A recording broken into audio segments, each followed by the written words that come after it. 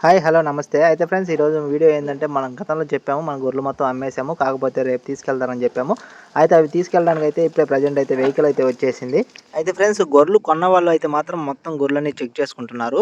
ఎందుకంటే ఏమైనా గ్యాంబ్లింగ్ చేసామేమో అని అన్నట్టు అన్నీ చెక్ చేసుకుంటున్నారనమాట. అయితే మనం అయితే అటువంటి పనులు ఏమి చేయము. కాకపోతే వాళ్ళేందంటే ఆల్రెడీ ముందు ఒక 2 రోజులు, 3 రోజుల ముందు అడ్వాన్స్ ఇచ్చి పోయినోళ్ళు ఏందంటే తర్వాత వచ్చినప్పుడు ఏందంటే ఖచ్చితంగా గొర్రెలు మళ్ళీ చెక్ చేసుకుంటారు. ఎందుకంటే ఒకవేళ ఇన్ కేస్ ఏమన్నా గొర్రెలను ఏమన్నా చేంజ్ చేసామా, ఏరే గొర్రెల్లోంచి చెడ్డ గొర్రెలు తీసుకొచ్చి దీంట్లో ఉండే మంచి గొర్రెలు ఏమన్నా ఏసేసామా అనేదైతే వాళ్ళు వెళ్ళేటప్పుడే కొన్ని కొండ గుర్తులు పెట్టుకొని పోతారు. అవి ఇక్కడికి వచ్చిన తర్వాత అయితే వాళ్ళు చెక్ చేసుకుంటారనమాట. అందుకోసమే మొత్తం చెక్ చేసుకొని మళ్ళీ ప్రతి ఒక్కటి ఇక్కడ కిందనే కౌంట్ చేసుకొని ఆమెను ఎత్తుకుంటారనమాట. అయితే మొత్తం చెక్ చేసుకుంటున్నారు. మొత్తం గొర్రెలు పెద్ద గొర్రెలన్నీ ఉన్నాయా, మంచి మంచి పిల్లలన్నీ ఉన్నాయా లేవనేది చెక్ చేసుకుంటున్నారు. అయితే ఫస్ట్‌లో కొని పోయే రోజైతే బ్యాచ్‌లో ఉన్న గొప్ప గొర్రెలని పిల్లల్ని అయితే గుర్తుపెట్టుకొని వెళ్తారనమాట. కొందరైతే కోత కోసుకొని వెళ్తారు. కొందరైతే రంగు పెట్టుకొని వెళ్తారు. కొందరైతే అసలేం పెట్టుకోకుండా జస్ట్ గుర్తుపెట్టుకొని వెళ్ళిపోతారనమాట. అయితే వీళ్ళు కూడా మన దగ్గర అయితే మనమైతే నమ్మకస్తులని వాళ్ళకి తెలుసు కాబట్టి వాళ్ళైతే అటువంటి ఏం చేయకుండా జస్ట్ పొట్టేళ్ళని ఎన్ని పొట్టేళ్ళున్నాయి, ఎన్ని కొదం పిల్లలున్నాయి అని లెక్కేసుకొని మంచి పెద్ద గొర్రెలని గుర్తుపట్టుకొని పోయారనమాట. ఇప్పుడొచ్చేసి అవి మొత్తం చెక్ చేసుకున్నారు. అవి మొత్తం ఏమీ ప్రాబ్లమ్ లేకుండా అన్నీ ఉన్నాయి కాబట్టి ఏమీ సమస్య లేదు. అయితే ఇప్పుడేం చేస్తున్నారంటే మొత్తం జీవాలు ఎన్నున్నాయని లెక్కేస్తున్నారనమాట. ఇప్పుడు లెక్కేసేటప్పుడు ఇలా లెక్కేస్తేనే 100% కౌంట్ వస్తది. ఎందుకంటే మొత్తం గుంపులో లెక్కేసినప్పుడు ఏందంటే ఒకటి కింద ఉండొచ్చు, పిల్ల ఉండొచ్చు, పైన ఉండొచ్చు. ఇలా ఏందంటే ఒకటి సింగిల్‌గా వదులుతా ఉంటారనమాట. అవి మొత్తం వదిలిన తర్వాత ఒకరు పిల్లలు, ఒకరు పెద్దటి, ఒకరు మొత్తం లెక్కేసుకుంటారు. అయితే మీరు చూసినట్లయితే ఎంతమంది వ్యాపారస్తులు ఉన్నారో మీరు ఒకసారి గమనించండి. వీళ్ళందరూ ఏందంటే ఈ ఒక రకంగా చెప్పాలంటే జిల్లాలోనే టాప్ మోస్ట్ వ్యాపారస్తులనమాట. ఈళ్ళు మొత్తం డైలీ హైదరాబాద్ ఎళ్ళేవాళ్ళు. ప్రతి శనివారం హైదరాబాద్ తీసుకెళ్ళేవాళ్ళనమాట. బ్యాచ్‌లు ప్రతి శనివారం హైదరాబాద్ తీసుకెళ్ళేవాళ్ళు. అదీ గాక అందరూ గూడా కలిసి కొనుక్కొని మొత్తం అడ్జస్ట్‌మెంట్ చేసుకునేవాళ్ళు. అంటే మంచి గొర్రెలు అలా తీసుకొని, ఇక్కడ దీంట్లో ఉండే మంచి గొర్రెలు వేరేలాగా తీసుకొని, అందులో ఉండే చెడ్డ గొర్రెలు తీసుకొని అంతా అడ్జస్ట్‌మెంట్ పార్ట్నర్‌షిప్ మీద జరిగేటియనమాట. అయితే వీళ్ళందరూ ఈ వారానికి కొన్న గొర్రెల్లో కల్లా మన గొర్రెలు పెద్ద బ్యాచ్ కాబట్టి అందరూ కలిసి ఇక్కడికొచ్చి ఫస్ట్ అయితే ఇక్కడ లోడ్ చేసుకొనైతే ఎళ్ళడానికైతే ఈళ్ళు ఫస్ట్ మన దగ్గరికైతే వచ్చారు. అయితే ఫస్ట్ అయితే పిల్లలన్నీ పైనేస్తున్నారనమాట. పిల్లలన్నీ పైనేసిన తర్వాత మళ్ళా పెద్ద గొర్రెలొచ్చేసి కింద పోర్షన్‌లో ఏస్తారు. ఎందుకంటే పైన పెద్ద గొర్రెలైతే ఇన్ కేస్ ఎగిరే అవకాశం ఉంటుందని చెప్పి. అయితే ఎగరవు. ఇన్ కేస్ ఏందంటే ఎగురుతాయనే ఉద్దేశంతో అయితే కింద గొర్రెలనేసుకుంటారు. ఎందుకంటే కింద అయితే కొంచెం పెద్దదిగా ఉంటది. పైన చెక్క ఉంటది కాబట్టి కిందేస్తారనమాట. పైనొచ్చేసి పిల్లలనేసినప్పుడు బాగా ఫ్రీగా ఉంటాయనే ఉద్దేశంతో అయితే ఫస్ట్ మొత్తం బ్యాచ్‌లో ఉన్న 18 పిల్లలు ఉన్నాయి కదా! మన దగ్గర 18 పిల్లలు పైనేస్తున్నారు. పైనేసిన తర్వాత మళ్ళీ గొర్రెలేస్తారనమాట. అయితే ఇప్పుడు మొత్తం వీటి ధర విషయాలు అవన్నీ మాట్లాడుకుంటే జత వచ్చేసి 24,100 పడ్డాయనమాట. 2 గొర్రెలు, ఒక పిల్ల. జత అంటే ఇక్కడ వచ్చేసి 2 గొర్రెలు, ఒక పిల్ల అంటే మూడింటనమాట. మూడింట వచ్చేసి 24,100 అనమాట. అయితే చాలామందికి డౌట్ రావచ్చు. ఇప్పుడు ప్రెజెంట్ అయితే గొర్రెలకు 30,000, 32,000 అలా ఉన్నాయి కదా! ఇక్కడ ఏంది 24,000 అలా వస్తున్నాయని మీరైతే భ్రమపడొద్దు. ఎందుకంటే ఇవి మొత్తం పెద్ద బ్యాచ్‌లలో ఉండేటివి మొత్తం ఎక్కువ ఏజ్ అయిపోయినేటియి, ఎక్కువ ఈతల గొర్రెలు, పళ్ళు లేని గొర్రెలు ఇలాంటివనమాట. అందుకే ఇంత చీప్‌గా వస్తున్నాయి. గొర్రెలు మహా అయితే ఇంక 2, 3 ఈతల కాడికి ఎక్కువ ఈనవు. అంటే ఈటి ముసలితనం వచ్చేసిందనమాట. యవ్వనం పోయి ముసలితనం వచ్చింది. అందుకని చెప్పేసి ఇవి అంత చీప్‌గా వస్తున్నాయి. ఎవరైనా సాకుడు గొర్రెలు అవి కావాలంటే మాత్రం 30 తక్కువలో అయితే ఇప్పుడు ప్రెజెంట్ అయితే రావట్లేదు. 2 గొర్రెలు, ఒక పిల్ల వచ్చేసి సాకుడు గొర్రెలు 30,000 దాకా పడుతున్నాయి. 30,000 పైన కూడా పడుతున్నాయి. అదే 2 గొర్రెలు, 2 పిల్లలు నాలుగింట అయితే 35,000, 36,000 కూడా అమ్ముతున్నాయనమాట. అంత డిమాండ్‌లో ఉన్నాయి సాకుడు గొర్రెలకైతే. ఇవి సాకుడు గొర్రెలు కాదు. ఇవి ఓన్లీ కటింగ్ పర్పస్‌కి అలా వెళ్ళే గొర్రెలనమాట. ఇవి అందుకనే హైదరాబాద్ లోడ్‌లేస్తారనమాట. ప్రతి దసరాకి వచ్చేసి హైదరాబాద్‌కి ఏస్తారు లోడ్‌లు. ఆ లోడ్‌లకు సంబంధించిన గొర్రెలనమాట ఇవి.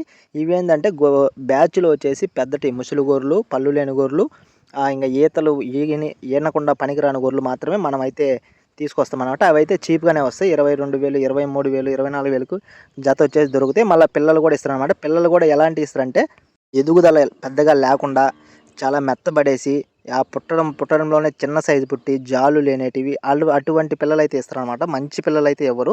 మంచి పిల్లలు, మంచి బ్రీడింగ్ పనికొచ్చే పొట్టేళ్ళు, మంచి కొదం పిల్లలు ఇటువంటివి అయితే ఇవ్వరనమాట. వాళ్ళ బ్యాచ్‌లో ఏవైతే చానా రోజులుగా తక్కువ ఎదుగుదల ఉన్నాయో అవి వాటిల్ని ఇస్తారనమాట. ఇప్పుడు ఇవి కూడా సేమ్ మనుషుల్లాగానే మనుషుల్లో కూడా చాలా రకాలు ఉంటారు. కొంతమంది పొట్టిగా ఉంటారు, కొంతమంది హైట్‌గా ఉంటారు, కొంతమంది భారీ కటౌట్ ఉంటారు. అలానే ఈ గొర్రెల్లో కూడా ఈ పొట్టి మేకలు ఇవి ఉంటాయి కదా! ఈ పొట్టి పిల్లలు, ఈ సరిగా జాళ్ళు లేనేటి, ఇవి సరిగా సతవలు లేనేటి ఇట్లాంటి పిల్లలు వదిలేస్తారు. ఈ ముసలి గొర్రెలు, పళ్ళు లేని గొర్రెలు అన్నీ ఈతలైపోయి ఫైనల్ స్టేజ్ గొర్రెలు అవి వదిలేస్తారనమాట. ఈ మొత్తం ఏందంటే స్క్రాప్ కింద అంటే ఈ మందలో పనికిరాని చెత్త కింద వచ్చేసి వీటిల్ని ఇస్తారనమాట. అన్నీ ఎప్పుడు బాగా సీజన్ అంటే ఒక బక్రీద్‌కి, దసరాకి మాత్రమే వీటి సీజన్ ఉంటుంది. అప్పుడేందంటే ఎక్కువ మంది కటింగ్ పర్పస్ చాలామంది తీసుకుంటారనమాట.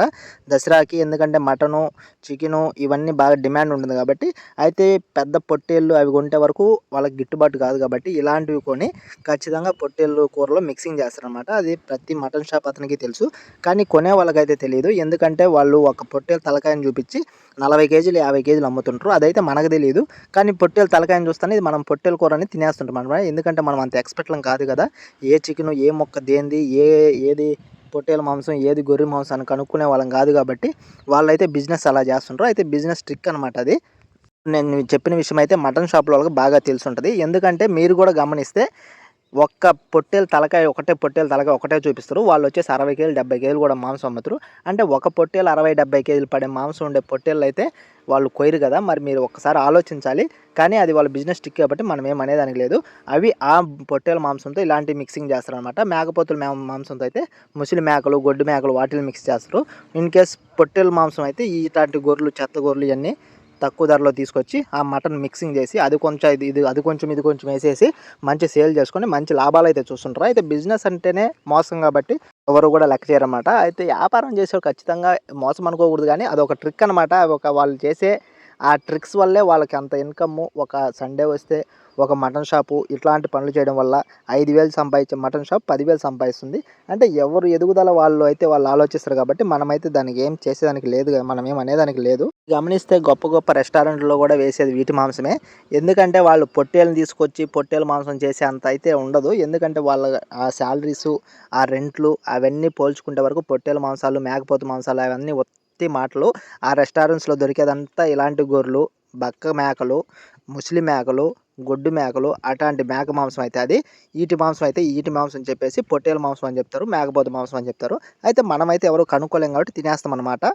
ప్రతి ఒక్క మటన్ షాప్ ఇదే చేస్తదని అయితే నేను 100% చెప్పలేను. ఎందుకంటే నాకు తెలిసిన వాళ్ళ వరకు నేను చేసే బిజినెస్‌లో అయితే నాకు అవగాహనంత వరకు నేను చూసినంత వరకు ప్రతి ఒక్క షాప్ వాళ్ళైతే చేస్తున్నారు.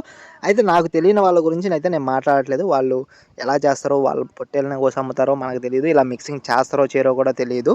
అయితే తెలియని వాటి గురించి మనం మాట్లాడకూడదు కాబట్టి మిగతా షాపుల విషయం అయితే నాకు తెలీదు. నాకు తెలిసిన షాపుల వరకు అయితే మొత్తం ఇలానే చేస్తారు. అయితే ఇప్పుడు ఫస్ట్ వెహికల్ అయితే లోడ్ అయిపోయింది. ఆ లోడ్ అయిపోయిన తర్వాత అదైతే ఫస్ట్ తీసుకెళ్తారు.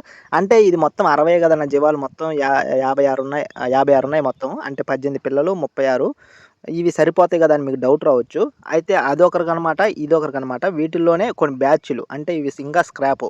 అవి ఒక రకంగా పనికొచ్చేటివి. ఇవి అసలు పనికిరానేటివనమాట. ఇవొచ్చేసి వేరే వెహికల్‌లో పంపించేసి అక్కడ మొత్తం వాళ్ళు వినిపిస్తున్న వ్యాపారస్తులు మొత్తం కొనేటియన్నీ ఒక చెరువులోకి తోలుకునేసి ఏ బండికి ఇప్పుడు మొత్తం ఈళ్ళ తరపున ఎన్ని బండ్లు పోతున్నాయి, ఏ బండిలో ఏ జీవమెయ్యాలి అని చెప్పేసి వాళ్ళైతే గుర్తులు పట్టుకుంటారనమాట. అంటే ఇప్పుడు ఒక ఎర్ర వెహికల్ ఆల్వెన్ ఉంటే ఆ ఎర్ర రంగు ఏస్తారు. ఇయన్నీ ఎర్ర రంగు ఆల్వెన్‌కి ఎత్తాలని చెప్పేసి ఆ రోజొచ్చేసి వెహికల్‌ని పెట్టుకునేసి ఏ రంగు బండ్లో ఆ రంగు బండ్లో అయితే ఎత్తిచ్చేస్తారనమాట. ఇచ్చేసి అందరూ వచ్చిన ఆదాయాన్ని సమానంగా తీసుకుంటారు. అయితే మీరు చూసినట్లయితే మొత్తం జిల్లాలో ఉండే టాప్ వ్యాపారస్తులంతా ఈరోజు మన బ్యాచ్ దగ్గరే ఉన్నారు. మీరు గమనించొచ్చు. మొత్తం దాదాపుగా 10 మంది దాకా ఉన్నారు. అయితే ఒక వెహికల్ అయితే లోడ్ అయ్యి పక్కన పెడుతుంది. మళ్ళీ ఈ వెహికల్‌కి అయితే ఎయ్యాలి. ఇంక మొత్తం వచ్చేసి 13 గొర్రెలున్నాయన్నమాట. అయితే చాలామంది కామెంట్స్‌లో అన్న ఇది హైదరాబాద్ అంటున్నారు. హైదరాబాద్‌లో మార్కెట్ ఎక్కడ అని చాలామంది అడుగుతున్నారు. అయితే హైదరాబాద్ మార్కెట్ ఎక్కడంటే బోడుప్పల్, ఉప్పల్ దగ్గర బోడుప్పల్ ఉంది కదా! అక్కడైతే జరుగుతుంది. ఒక పెద్ద చెరువు ఉంటుంది అక్కడ. అంటే మనకు కూడా హైదరాబాద్ అంత టచ్ లేదు. కాకపోతే మనం 1, 2 సార్లు వెళ్ళామనమాట. అది మొత్తం ఒక పెద్ద చెరువులాగా ఉంటది. అక్కడే కొంచెం తిప్పలుగా ఉంటాయన్నమాట. ఉప్పలులోనే ఒక కొండల మాదిరిగా ఉంటాయి.